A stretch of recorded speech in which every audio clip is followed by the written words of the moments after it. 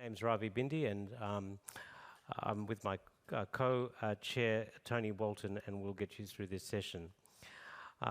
We've got some eminent speakers who I'd like to introduce. There's Dr. Balbir Singh, Dr. Andre Pop, and Dr. Rowan Bagwandeen. And on our panel of discussants, we have Alexandra Baer, D.W. Park, Man Chandrawal, and Ronan Gurvich. So we've got a good group of people to discuss things, but importantly, we would like your engagement and involvement. These cases are three interesting cases that are really, really exciting, and we would all benefit from your contribution. The session objectives today is to discuss the new frontiers of TAVI, including the treatment of patients in three complex scenarios: bicuspid aortic valve disease, those with small annulus, and those that require a second TAVI intervention. We'll also be able to look through the latest randomized control trials to inform us of the outcomes in these TAVI subsets, and finally, to understand the clinical impact of these data sets through case presentations. So without further ado, I'd like to invite Dr. Balbir Singh to start off with his case.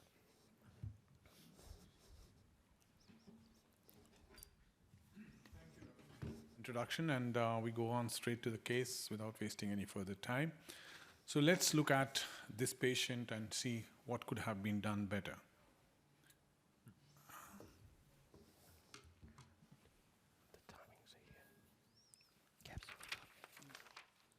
So when we look at a bicuspid patient, we have been to be prepared for some different things and different answers as compared to a tricuspid valve.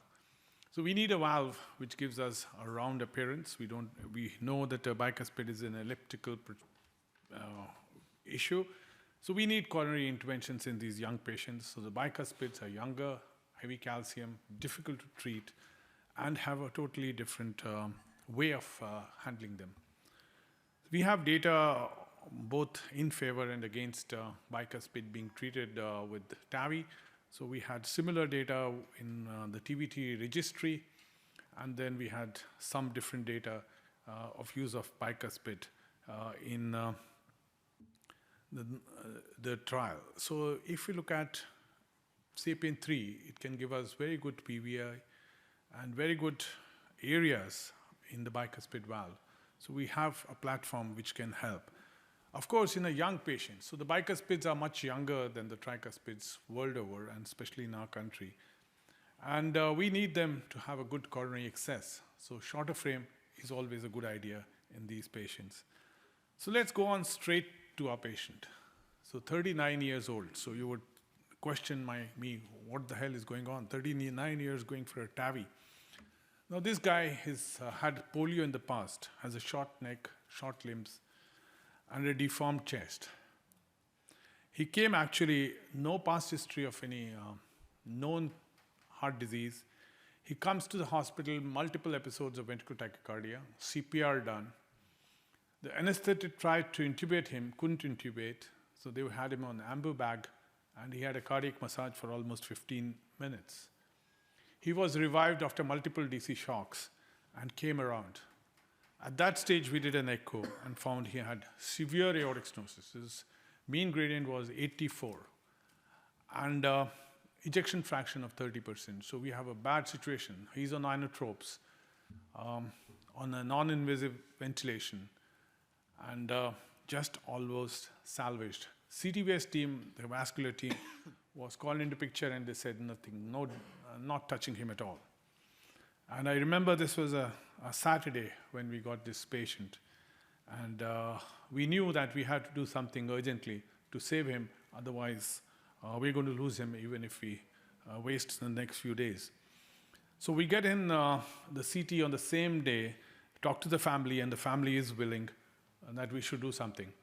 This was a Saturday when we got this patient, and this was the same day that we could do a CT.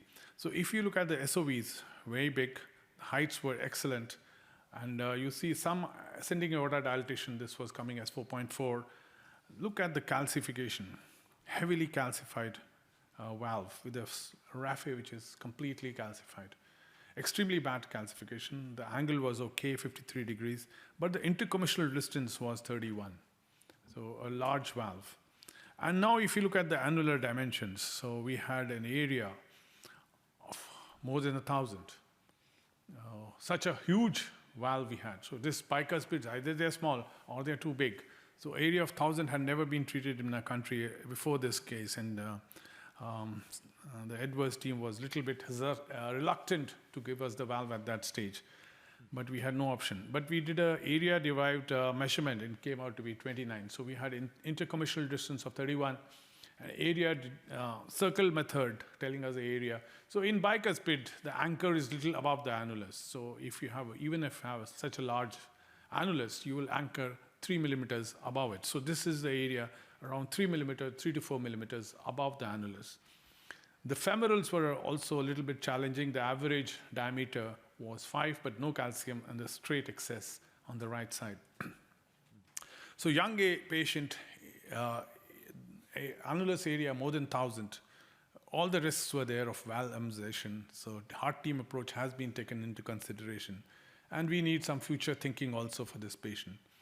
Based on this, a 29 SAPIEN 3 was selected, and we chose a right femoral excess. So this is the excess, and we went with a balloon dilatation with a 20 millimeter ZMED balloon. So this is what was done, and it was not so difficult to cross this valve, and we did the first dilatation. Just as we were there, the patient became unresponsive. So anesthetist warned us that he's not responding. I asked him, what sedation did you give him? And he said, nothing.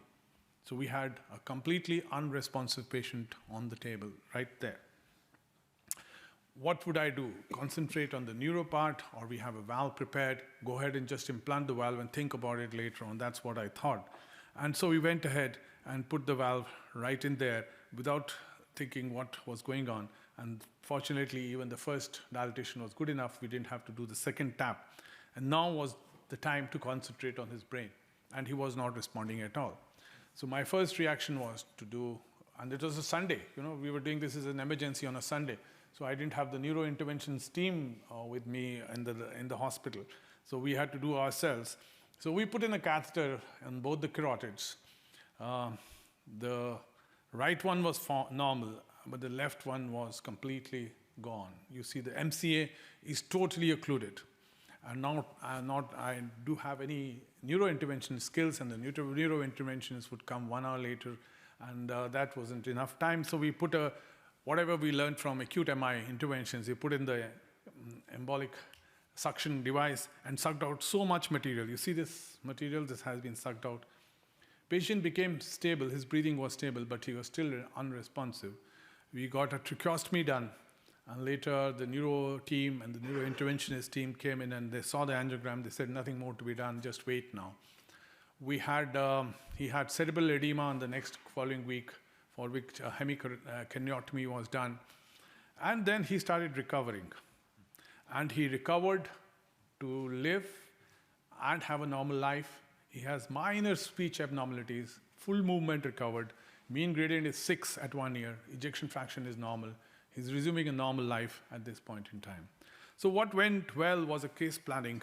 What went well was a valve selection. It was successfully deployed in the largest annulus that we know of. Heart function improved. What if we had used a sentinel device in this patient is the question which will bother us. And even the data is very conflicting, but many people like to use a sentinel device in a bicuspid valve. Maybe it would have helped. I'm not too sure if that would have been certain, but we were doing things under very extreme conditions with the patient having had a cardiac arrest a day prior. And this was the only option that we'll be left with. Thank you very much. So the key takeaways are that bicuspids will need intervention at a much younger age. Should we consider SAVR for all those who are less than 65? But it is doable. One thing which is not discussed in young patients, we always discuss coronary excess, we always discuss short valve. What is not discussed in these young patients is the heart block. So a higher heart block and long-term pacing can be a very deleterious effects on patients who have aortic stenosis and hypertrophied ventricles. So we need a valve which has the least risk of a heart block is one of the major concerns also in younger patients. Thank you very much. Thank you very much, Dr. Singh. We might engage the panel, so thank you, and we'll ask you questions if we need to. Tony, I might get started with the panel, and then I'll get you to chip in, because I can see your brain ticking over. Alex, I thought I'd start with you. Now, Alex is a structural coordinator, one of Australia's foundational structural coordinators.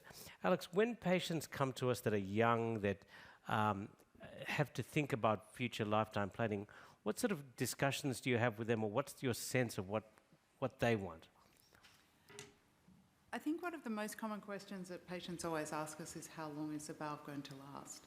And I think it's important when we have those early discussions prior to procedure that patients really understand the nature of their disease, and young patients are probably going to need a second procedure. It's also really important, I think, to talk to them about their own comorbid state and the particular discussions that are had in the heart team about the complexities of their particular case, so that they are more informed about the treatment that they're about to have. Yeah, I mean, this is slightly different because it's a cardiogenic shock case, I think. Ronan, how would you have approached this in your centre? Would you have done the same thing? Would you have used a different approach? Yeah, look, well done. Tough case, and a great outcome after all. Yeah, look, obviously it's a challenging case. I think there's a couple of things here. First of all, sizing. I mean, sizing at over 900, you've got a challenge. I think it's different in a bicuspid than a trileaflet valve. I remember we did the biggest valve in Australia for about 5 or 6 years until someone in WA beat us. And that was at 815 or so millimetres squared. That was a non-bicuspid valve. And we were worried substantially there about both embolization, migration, and also central leak, because we oversized, I think, by 7 mils. But, you know, I think your strategy was very sound. I would have done a similar thing. And in terms of sizing and the comfort zone of that size is that the intercommissural distance, I think you said, was 31. So if you've got a true bicuspid valve, whatever the annulus is doing, the annulus is often big, and as you said, you know, you can size to the dimension a few millimetres above because you're going to get that seal. So my strategy of maybe I would have put a few more mils in the balloon. Yeah, so you put 3 mils. So I guess the way I think of oversizing would be for 10% is roughly 23. It's for 1 mil for 23, 2 mils for 26, 3 mils for 29. So for 29, 660, that becomes about 720. I personally maybe would have put an extra couple, maybe 5 or even 6 mils if it's 900, and I reckon that would have been okay. And then the implant depth you have to adjust a little bit, because of course once you start overfilling the Edwards platform by say 5 mils, you're going to get that extra shortening from the bottom. So I sometimes implant a little bit lower so that you get that extra shortening and you're not ending up too high. But I think the actual, I mean, obviously you went quickly, you had other things going on to think about, so well done for getting a nice result. So yeah, I think we would have done a similar thing. Yeah, no, fantastic outcome there. So as we move way along the panel, I think we have DW Park here. What would have been your approach in this case? There's a lot of bicuspid anatomy in Asia. Yeah, absolutely. Yeah, you know, bicuspid valve is very common in the Asians compared to Western countries. So I think this is a typical case of the bicuspid valve. Calcium is thick, and I think your choice is good. But still, this patient is a very young patient, even though ejection fraction 20%, have some resuscitation, and the 38 age is too much young. And if this case is my own case, we're gonna some in-depth discussion, heart team discussion, and we would like to propose the surgery first, and then consider the TAVI as a rescue strategy. Yeah, I guess the other option here would be to talk to your surgeons, and if you have ECMO available in your hospital, would they go onto ECMO just to stabilise them, and then have a calmer approach to doing a surgical valve? Would be another option. Absolutely. In Thailand, what happens in Thailand? No, I take the same approach, but I would, let's say this is more stable case. For bicuspid young patient, I would had special attention on aortic root size. This one, 45. You know, one thing that I think, if it's a type 0 bicuspid and you have large aortic root or borderline aortic root, I think aortic stenosis might prevent them from having the root rupture in the future, because, you know, it's like the best beta blocker we can imagine. But once you change the dynamic of the pulse wave, the aortic root can get worse. And so the borderline aortic root dilatation in a type 0 bicuspid that can be because of aortopathy, not because of the eccentric jet, I would be more worried. And this one is different. This is emergency. You need to make him alive. I think that's fine. But if it's not emergency, I would pay extra attention on aortic root on top of the treating of how we're going to treat it. Yeah, and there's certainly several things to be really concerned about here. One is that you're going to undersize and have a valve embolize on you, and two, you're going to oversize and have a root rupture. And I think a lot of that is also determined by your sinus diameters. So you want to have the sinus diameters because that's what's going to absorb the leaflets, of course, and they're very bulky in a lot of these cases, aren't they? Yeah. I just had one question for any of the panelists who want to comment, or any of the speakers. There was quite marked RAFI calcification, and that sort of makes me anxious when using a balloon expandable platform in this anatomy. When do you not use balloon expandable platform? When is the calcific RAFI too much? Yeah, I struggled a little bit to see on the CT exactly what the anatomy was. Sometimes if the RAFI is really heavily calcified, really from where the orifice is all the way to the sinus, yep. I think that can be a little bit risky, especially if you're aggressively oversizing. We had one case where there was, we did a BAV and an aortogram concurrently, and we had a real spicule of calcium going right underneath the left main, and we were a bit anxious about deploying there. So we deployed with a pigtail in the left cusp really, really slowly, and just watch this thing slowly push out. I think that, yeah, I'd be a little bit nervous. It was extreme in that context. Great, that was a fantastic case. Thank you so much. It's time to move on. So our next case is from Dr. Andre Pop. Thank you, Andre. This is durability for long-term outcomes. Thank you for having me. Thank you for the kind introduction. So these are my disclosures. So question for the audience. I don't know if we have an audience response system, but maybe... we do. We have a poll up. Yes, this is very good. There you go. So we should have another part of this question. It should be longer than 15 years, because we do have a patient that's out to 15 years now after their TAVI in 2008. But if everyone could vote, please.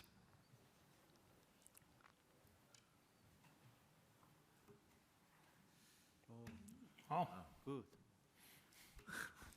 So everybody's gone. Depends how many votes.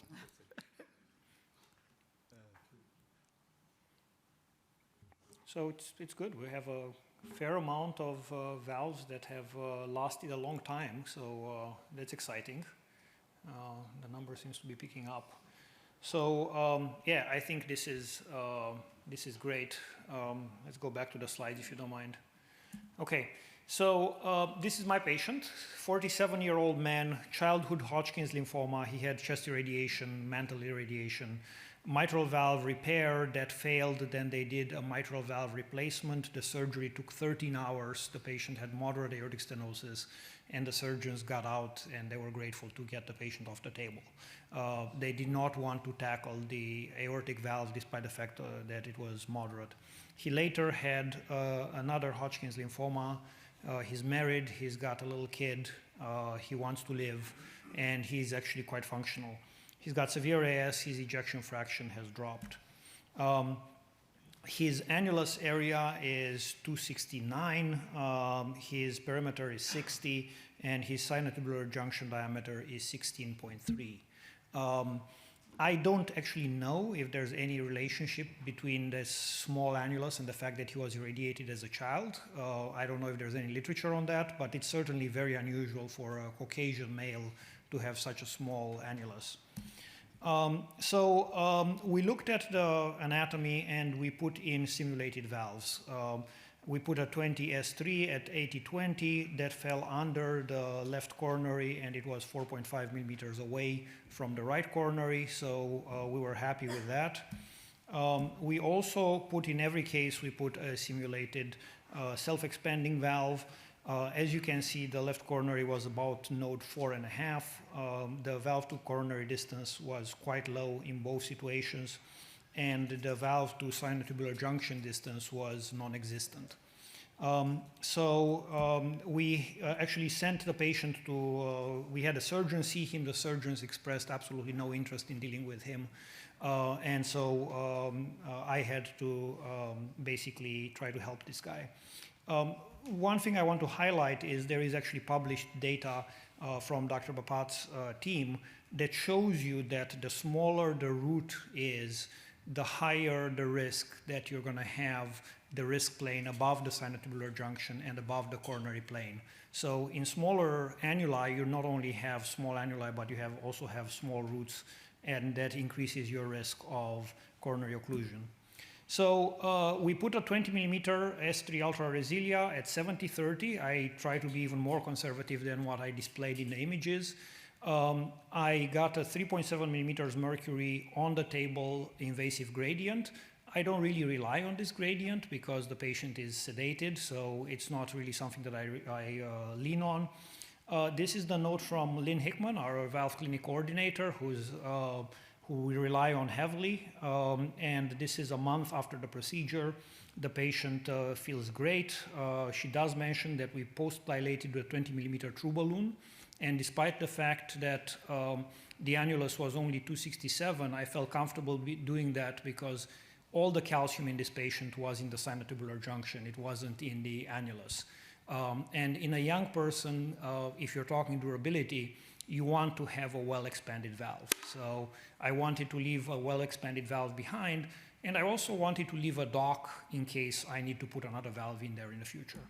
At 1 month, his peak systolic velocity is 2.2, mean gradient is 10, and ejection fraction has improved.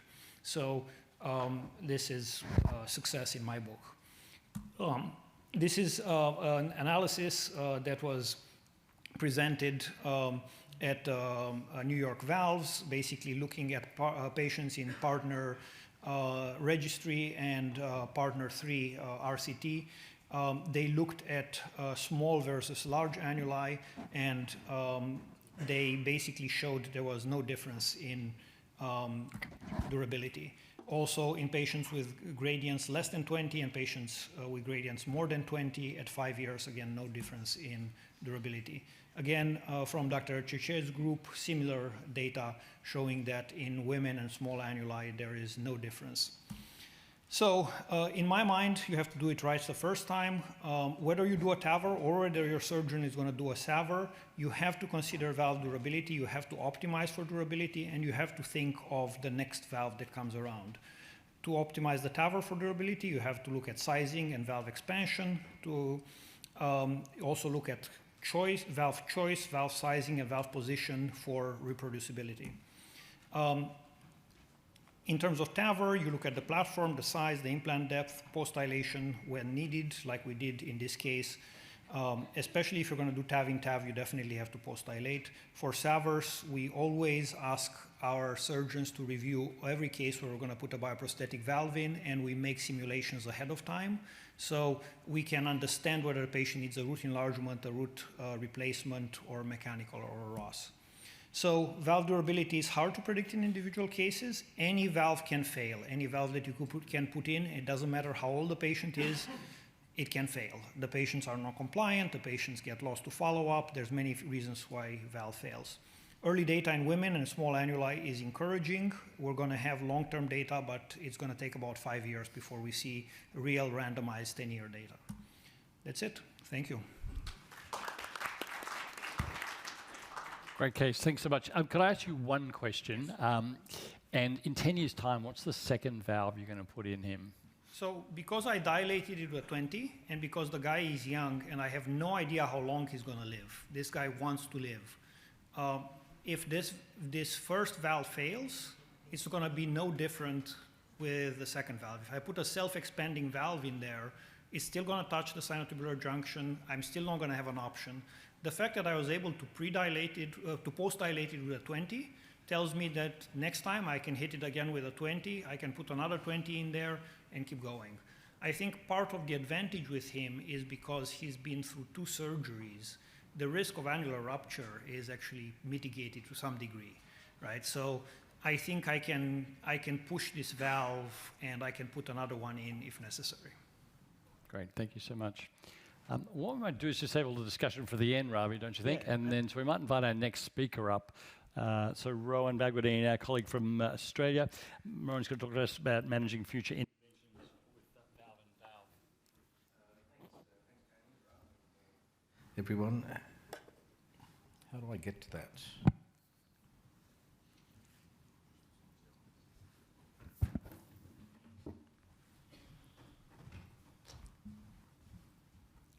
That's how I get to that.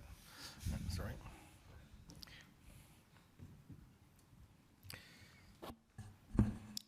No, that's not how I get to it. So,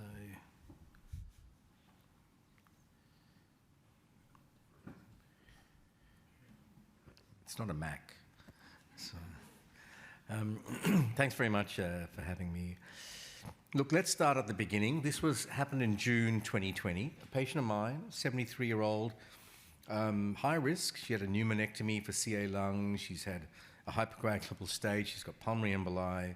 And she was a known bicuspid patient with patchy surveillance. And she kept on getting admission for lung infections. And then suddenly the penny dropped and it was actually heart failure. And she was seen by a surgical team and really thought to be very high risk and referred to us to consider TAVI, right? So on coronary angiography, she had normal coronary disease. She had severe AS. That was corroborated with her echo with a mean gradient of 70 despite an EF of only 35%. And she had moderate aortic regurgitation. And so this is her CT scan, this is the report anyway, and it shows that she's got a bicuspid, Severs type 1. She's got moderate calcification in the raphe. If you have a look at the annulus, it's actually pretty clean, with an area of 446. And her LVOT is clean as well, and slightly smaller.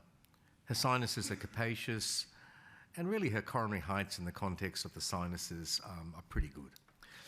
So I went ahead and did a TAVI. And that's just my summary. So I used an Evolut 29R at that stage. It's interesting when you go back and look what you did 4 years ago. Right? We didn't predilate this valve. So we didn't. We put it in, and it looks great in one view, doesn't look that good in the other view. And so there was aortic regurgitation. And so what we needed to do was post-dilate it, and we did that pretty effectively. With a 20 crystal balloon, we double tapped it, and as you can kind of see, I was comfortable with this. The mean gradient was 6. There was trivial AR. The next day there wasn't any AR. I thought this was fabulous. And we saw her every 12 months, and she thought I was great, and it was, I was the best thing until June last year, where she had a precipitous admission with refractory heart failure and severe eccentric valvular regurgitation due to a non-functioning coronary cusp on the evolute. Her ejection fraction, which initially had kind of normalized, was back down to 40%, and importantly, she didn't have a paravalvular leak. Right. So no, we were unable to get her out of hospital. I really thought we were going to be intubating her by the next day, and these things have to happen quickly. So this was potentially going to be my first TAV in TAV, and I reached out to Paolo from Edwards, who gave me a timely report, which was very useful. And we went through the process of evaluating her. And so what were my considerations? Okay, so what was the mechanism of TAVI failure? Well, I know that. She's got a non-functioning coronary cusp. It was a bicuspid. And what was the deployment height of the index TAVI? Well, it wasn't too bad. On the non-coronary cusp, it was maybe about 5. Is there constraint, and what was the cylindricity index? Well, forget about the index. There's certainly constraint, and you can see that in the rotating image that we've got.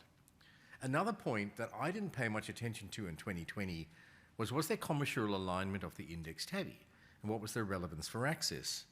And as my luck would have it, there was complete commissural malalignment at the left coronary side. And, the hits kept on coming. And so So what was I going to use for my second valve, and how was I going to deploy it? And well, from my perspective, there was really only one choice that I had in this context, and that was I was going to use a balloon expandable Edwards valve. I certainly wasn't going to put another large frame valve in. So what was the coronary plane, and what was the risk related to that? So the coronary plane really varied between node 5 and node 4, depending on the left and the right. And what we knew was the left was fairly capacious at the STJ. And these are all really important considerations.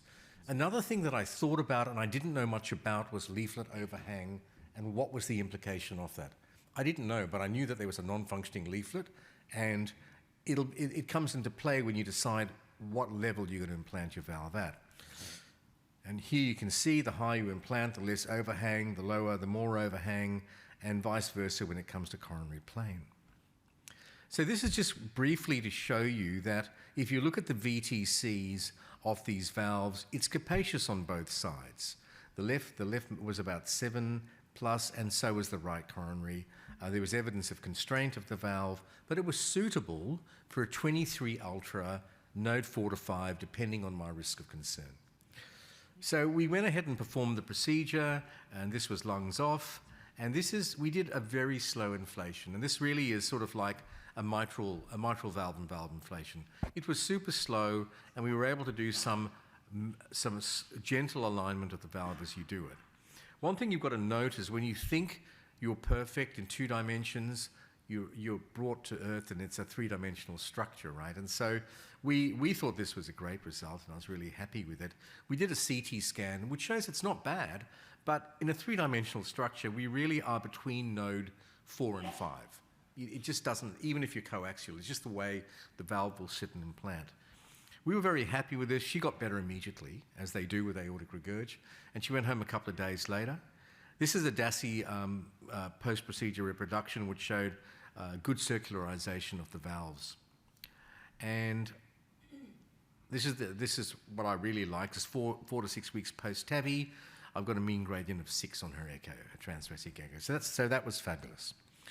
So post-procedure, let's look at the coronary risk. Well, if you look at this DASI reproduction with the yellow arrow, you will see the commissural malalignment in relation to the left main coronary artery. But with the implantation that we've done with the Ultra, you can see it sits nicely below that. However, on the right side, 2 things. Your VTCA has now changed because you've changed circularity to 3, which is still acceptable, and you can see that both valves have effectively jailed that coronary artery from further access. And that's the legacy of the first valve and how you sort of do it. So in summary, a 29 Evolut R for a Sivas type 1, 4 years going wonderfully, an acute severe AR with obvious cylindrical constraint, a coronary risk plane at node 4 and 5, good VTCs and malalignment. And what do you need to think about? Well, first of all, the patient's got to get off the table without aortic regurg. That's your initial concern. But coronary risk plane, coronary access, leaflet overhang, mechanism of TAVI failure. So I think it really comes back, they all come back to roost, don't they? That the choice of your index valve is an important consideration in relation to TAVI and TAVI, coronary access and occlusion. Thanks very much. Thank you. Thank you very much, Rowan. That was a textbook demonstration of how to do valve-in-valve or TAV-in-TAV. One of the things I was thinking about before this session was I think it's important for us to think about the whole process of first valve selection and focusing also on the patient. We'll have a discussion now amongst the panel, and Rowan, we can chat to you as required. But I think before we embark into the technicalities of Andre's chat and Rowan's case, I think what I wanted to understand was, what does the patient know? What does the patient appreciate about the risks of a procedure? We talk about risks here. We've talked about annular calcification, coronary occlusion, gradients. We've talked about vascular considerations. And now that I actually did this last night, I looked up ChatGPT after Kill Bill, and I asked ChatGPT how long a small valve would last, and it gives me an answer, unlike the old days when you'd Google, or your patients would Google things, and it gives you a mix match of whatever your competitors say. whereas now you get a summarized version. Alex, how do you, in your heart team or in your practice with patients, how do you deal with this individualization of risks? I think it has changed a lot, and I think patients are really variable in how much they know about their severe AS and the treatments that are available, and younger patients have far more health literacy in my practice than older patients. We've had Google for a while, but you're right that AI is really changing the paradigm, and patients are coming with much more considered questions. And so I think it's really important that, you know, there's a very limited time that patients see that their cardiologist and get a TAVI or their treatment explained to them. And so it's, you know, the nurse coordinators really have a responsibility to spend a lot of time with patients to try to understand how much they understand, to give the latest evidence, and to make it clear with the cardiologist how the treatment will go. Yeah, no, and that's important. I think it's important to factor. Let's get back to the cases, and I want to go on to Andre's case. And Ronan, you've done a fair number of small annuli in your time. How would you have approached that valve in future-proofing? I mean, I get Andre's point that he's balloon post-dilated with a 20 and he's happy to put another 20 in. What would you do in your practice now?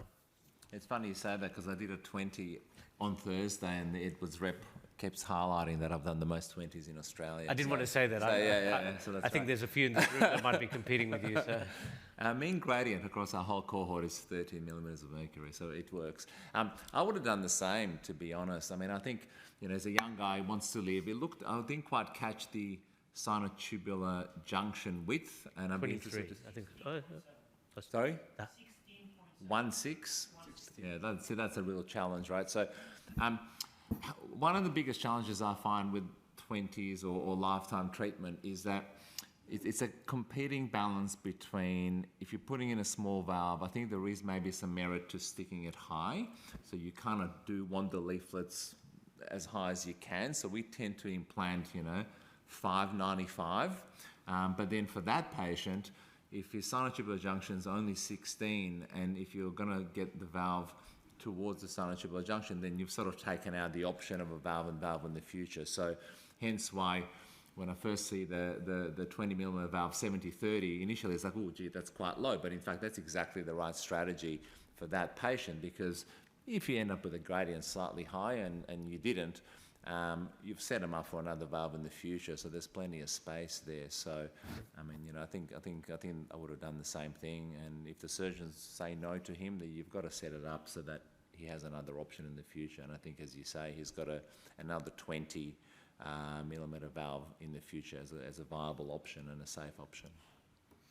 Yeah, I think there's so many things to talk about here. I think the cases just bring out so many things we can talk about. For example, the bicuspid valves. I mean, we've got to differentiate between CVAS 1 and CVAS 0. I think CVAS 1, you can have a discussion around what the preferred valve is. I think CVAS 0, I personally certainly feel more comfortable using a ballooning span valve. So Rowan, a lot of these cases, when you've got these bicuspid valves, you're either looking at a 29 Evolut or a 23 Sapien.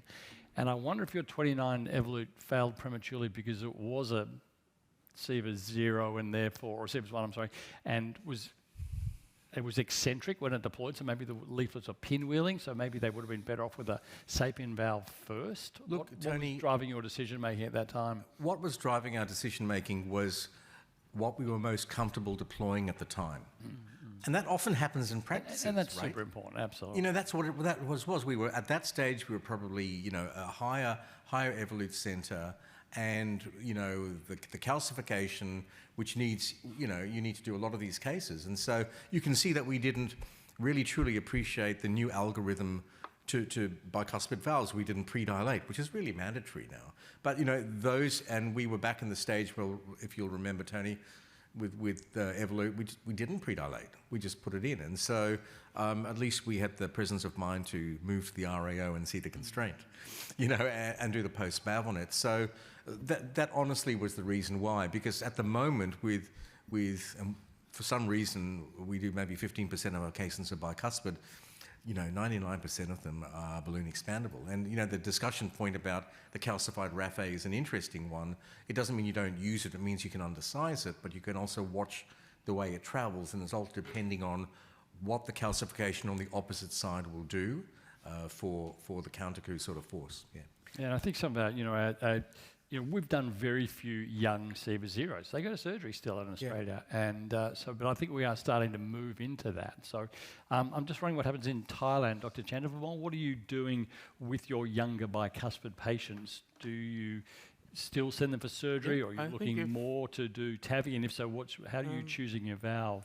Certainly, if they are very young and no comorbidities, low surgical risk, I think SAVR is still first options. However, if they had multiple comorbidities and the anatomy allows us, I think it's very doable. My take on it also, I will review a CT scan, and the repeatability is a key of deciding if TAVI is a good choice, because I want to make sure that 10, 20 years down the road, the patients start coming back because they need to do TAVI explant. But luckily, usually bicuspid usually had high coronaries, big anatomy, but again, I think pre-procedure CT will give me a making decision on whether surgery is better or TAVI is better.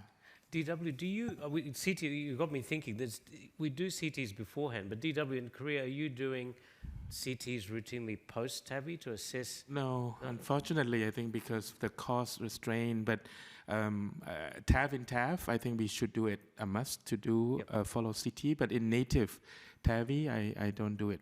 Yes, in South Korea, we don't do routinely the post-TAVI CT scan. I think it's a low-one case. We experienced 3 and 4 case. Is absolutely is a relatively young age, less than 70, and severe calcium bicuspid valve, especially type 0, and we refer to surgery first.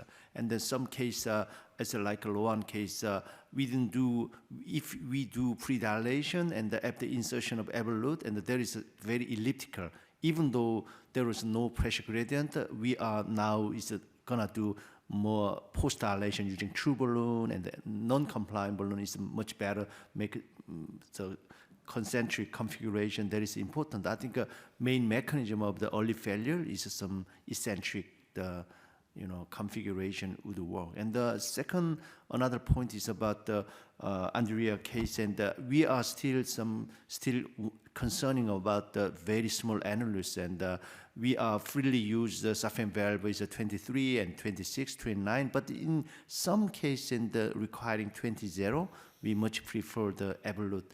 We select more one size bigger, and we feel experience many cases, 20 cases, but if you insertion of a 20 SAFM valve, there is many cases showing the residual pressure gradient that could be concerned in terms of long-term durability. Yes.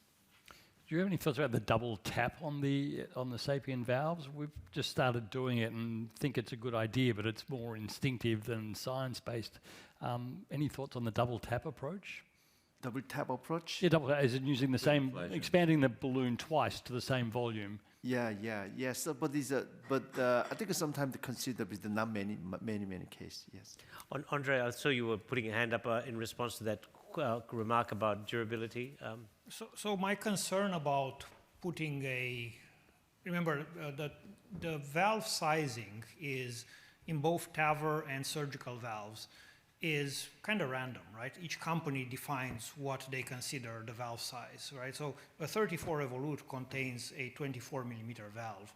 A 23 Evolute contains a 20 millimeter valve. A surgical valve from one company, Trifecta, has a 23, has a 21 inner diameter. There's so much variability. I think the way I looked at this case is sinatubular junction is 16.7 millimeters. If you put a 23 Evolute in there, that valve is not going to be expanded more than 16.7 millimeters where it really matters. So in this case, part of the reason that we put it lower To Ron's point, which was very well taken, I would have loved to put it higher, but I could have ruptured the sinotubular junction, which was heavily calcified. So I deployed it lower, and then I took a 20 millimeter balloon and moved it down below, and I hit it. So I think in this case, the biggest constraint really wasn't so much the annulus, which was relatively soft, but it was the sinotubular junction, which would have basically defeated the purpose of putting a bigger valve. Fantastic. Well, look, it's time. It's been a fantastic session. I always think I come away having learned something from these cases. So thanks very much to our speakers today, to my co-chair Ravi, and to our panel. And thanks very much for joining us. Thank you.